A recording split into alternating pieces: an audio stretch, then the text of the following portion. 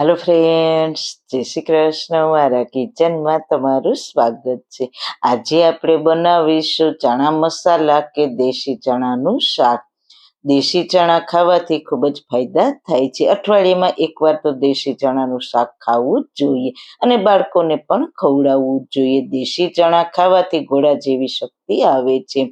તો આજે આપણે હોટલના ચણા મસાલાને ટક્કર મારે તેવા ચણા મસાલા ઘરે અને એ પણ એકદમ સિમ્પલ રીતથી બનાવીશું. તો ચલો મારી સાથે બહુ ટેસ્ટી મજેદાર રેસીપી સ્ટાર્ટ કરીએ. રેસીપી સ્ટાર્ટ કર્યા પહેલાં જો તમને મારી રેસીપી ગમતી હોય અને હજુ સુધી ચેનલને સબસ્ક્રાઇબ ના કરી હોય તો પ્લીઝ સબસ્ક્રાઇબ કરજો અને બાજુમાં આપેલ બેલ આઇકન પ્રેસ કરજો એટલે નવી નવી રેસીપીના નોટિફિકેશન મળતા રહે. વાળના તમામ પ્રકારના પ્રોબ્લેમ સોલ્વ કરતું આયુર્વેદિક તેલ જે અમે લોકો ઘરે જાતે તૈયાર કરીએ છીએ.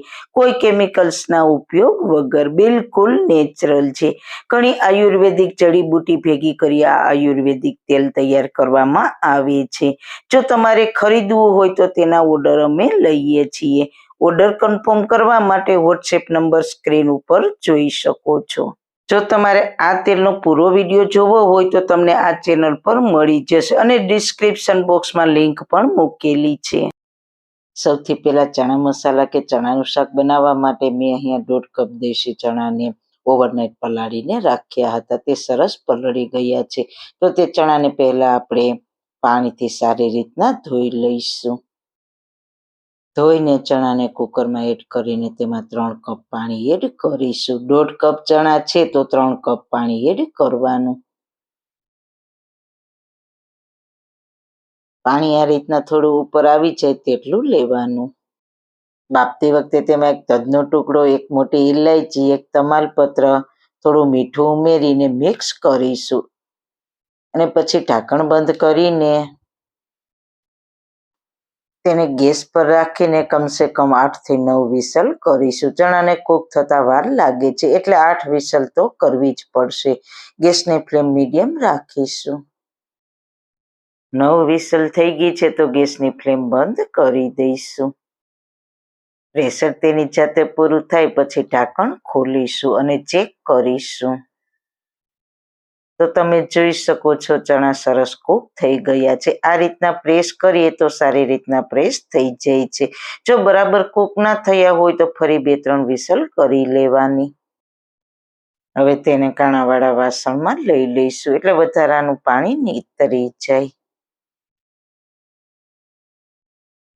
હવે તેનો વઘાર કરવા માટે કડાઈમાં 3 ટીસ્પૂન તેલ ગરમ મૂકીશું. તેલ ગરમ થાય એટલે 1 ટીસ્પૂન જીરું, 1 જાવંત્રીનું ફૂલ, 1 તમાલપત્ર, 7-8 મરી દાણા, 1 ટેબલસ્પૂન આદુ મરચાં લસણની પેસ્ટ અને સાથે 3 મરચાંની લાંબી ચીરોને એડ કરીને બધા જ મસાલાને સાતળી લઈએ.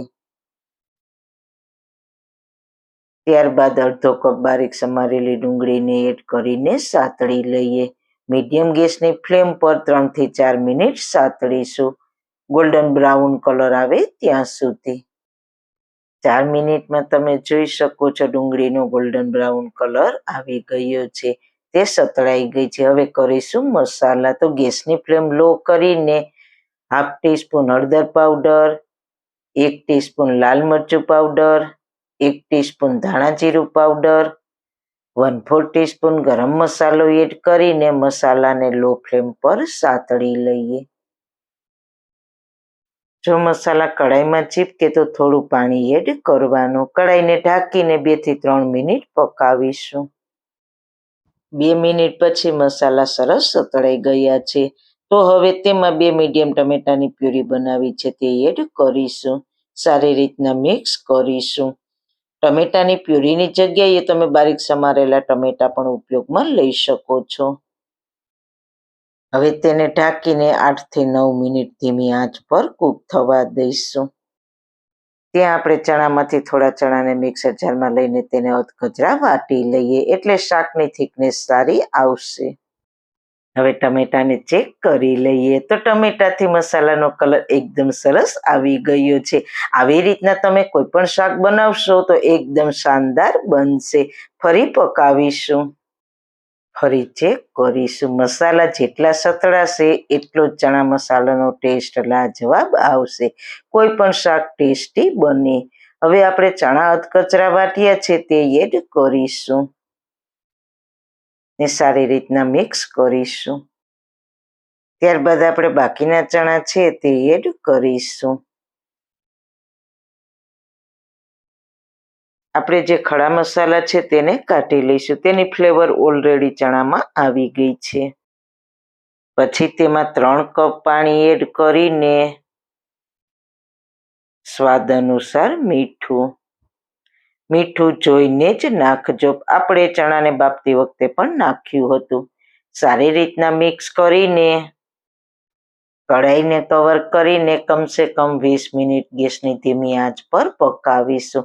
મસાલા જેમ ઉકળશે તેમ તેની ફ્લેવર ચણામાં બેસીને ચણા મસાલા સરસ ટેસ્ટમાં તૈયાર થશે. વચ્ચે વચ્ચે હલાવતા રહેવાનું એટલે ચણા નીચે ચીપકે નહીં. મસાલાને લીધે કદાચ ચીપકે પણ. 15 મિનિટ થઈ ગઈ છે. હજુ 5 મિનિટ પકાવીશું. તો બીજા ગેસ પર તડકાની તૈયારી કરી લઈએ. તો તેના માટે વઘારીયામાં 2 ચમચી ઘી ગરમ મૂકીશું. ઘી ગરમ થાય એટલે તેમાં 1 ચમચી બારીક સમારેલું લસણને મેં આ રીતના લંબાઈમાં કટ કર્યું છે. સાથે 2 થી 3 લીલા મરચાંની ચીરોને ઉમેરીને તેને ઘીમાં પકાવીશું. લસણ અને મરચાંનો કલર ચેન્જ થાય એટલે ગેસની ફ્લેમ બંધ કરીને તૈયાર કરેલા તડકાને ચણાની ઉપર એડ કરીશું. અરે વાહ, કેટલી સરસ સુગંધ આવે છે. આવા ચણા મસાલા તમે ક્યારેય નહીં બનાવ્યા હોય. મિક્સ કરીને ઉપરથી થોડા ફ્રેશ ધાણા ભાજી નાખીશું. મિક્સ કરીશું. તમે જોયું ને, આપણે જેટલું પકાવીએ વધારે તેટલો તેનો કલર અને ટેક્સચર સરસ આવશે. હવે ગેસની ફ્લેમ બંધ કરીને કઢાઈને કવર કરીને 3 થી 4 મિનિટ છોડી દઈશું. 4 મિનિટ પછી ઢાંકણ ખોલીશું તો અમારા બહુ જ લાજવાબ ચણા મસાલા યા દેશી ચણાનું શાક તૈયાર છે. તમે જોઈ શકો છો, જોઈને જ તમને એવું નથી લાગતું સ્વાદ કેટલો સરસ હશે. આ ચણા મસાલાને તમે ભાતની સાથે, રોટલી સાથે કે પરોઠાની સાથે પણ ખાઈ શકશો. ખૂબ જ ટેસ્ટી લાગશે. હવે સર્વિંગ બાઉલમાં સર્વ કરીશું. ચણા આપણે પીસીને થોડા નાખ્યા છે એટલે ગ્રેવી જબરજસ્ત બની છે. દેશી ચણામાં પ્રોટીન હોય છે એટલે તે હેલ્ધી છે. તો તમે અને તમારા પરિવારને ખવડાવો. આ રેસીપીને તમે ઓછા તેલમાં પણ સેમ રેસીપી બનાવી શકો છો. બહુ ટેસ્ટી ચણા મસાલા બનીને તૈયાર છે. તો જરૂર એકવાર ટ્રાય કરજો. સારું ખાઓ, ખુશ રહો. આવી સરસ રેસીપી જોવા માટે તમારો ખૂબ ખૂબ આભાર. મારી રેસીપીને લાઈક કરજો, શેર કરજો, મારી ચેનલને સબસ્ક્રાઈબ કરજો. ફરી મળીશું એક નવી જ રેસીપી સાથે. ત્યાં સુધી બધાને મારા જય શ્રી કૃષ્ણ.